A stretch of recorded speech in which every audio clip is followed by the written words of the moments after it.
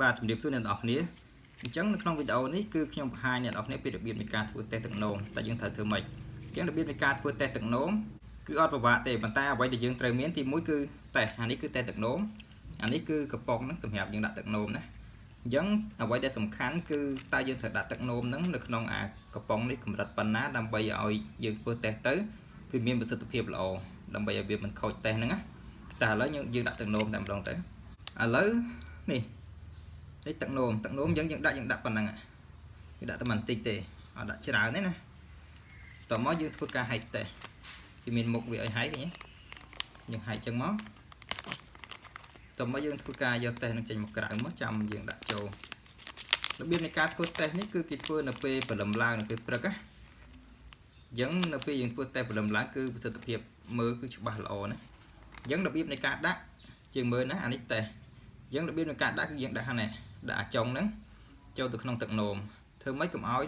ផុតអាកំនុះពណ៌ខ្មៅនេះណាយើងដាក់វាចូលទៅក្នុងទឹកនោមធ្វើម៉េចកុំឲ្យ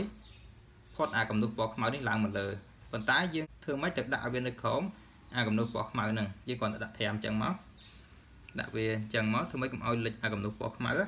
បើមិនជាយើងមើលឃើញថាទឹកនោមហ្នឹងវាច្រើនយើងចាក់ចេញខ្លះបន្ទាប់មកយើងទុកពេលនៅអញ្ចឹងរយៈពេល3ទៅ5នាទីបន្ទាប់មកលទ្ធផលវានឹងបង្ហាញហើយ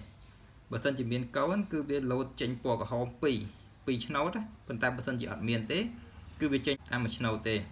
អញ្ចឹងឧទាហរណ៍ថារយៈពេល5នាទីកន្លងផុតទៅអញ្ចឹងក្រោយពីរយៈពេល5នាទីកន្លងផុតទៅយើងយកមកមើលមកឃើញទេ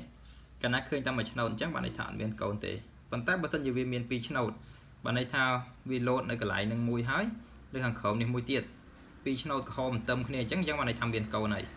ចឹងឲ្យតន់ឡើងហ្នឹងរបៀបនៃការមើលគឺគេមើលអញ្ចឹងអ្នកខ្លះក៏អត់ចេះមើលទេអត់ដឹងមើលមិនទេអ្វីដែលសំខាន់គឺការដាក់ទឹកនោមនេះដាក់ធ្វើម៉េចកុំឲ្យវាលើសពីអាកំនុះពណ៌ខ្មៅនេះកាលណាយើងដាក់លើសពីកំនុះពណ៌ខ្មៅហ្នឹងអញ្ចឹងគឺប្រសិទ្ធភាពនៃតេស្តហ្នឹងគឺវានឹងខូចហើយអញ្ចឹងយើងត្រូវដាក់លេងមិនឲ្យទឹកនោមនៅស្ថិតនៅក្រោមអាកំនុះពណ៌ខ្មៅនេះចុះមកក្រោមមក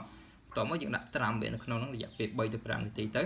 តោះមកចាំយើងយកមកមើលបើមិនជាឃើញក្រហមតាមមួយឆ្នោតអញ្ចឹងបានន័យថាអត់មានកូនទេតែបើឃើញក្រហម2ឆ្នោតទៅគ្នាបានន័យថាមានណាអញ្ចឹងរបៀបនៃការធ្វើតេស្តគឺមានតែប៉ុណ្ណឹងអញ្ចឹងខ្ញុំសូមអរគុណសូមជម្រាបលា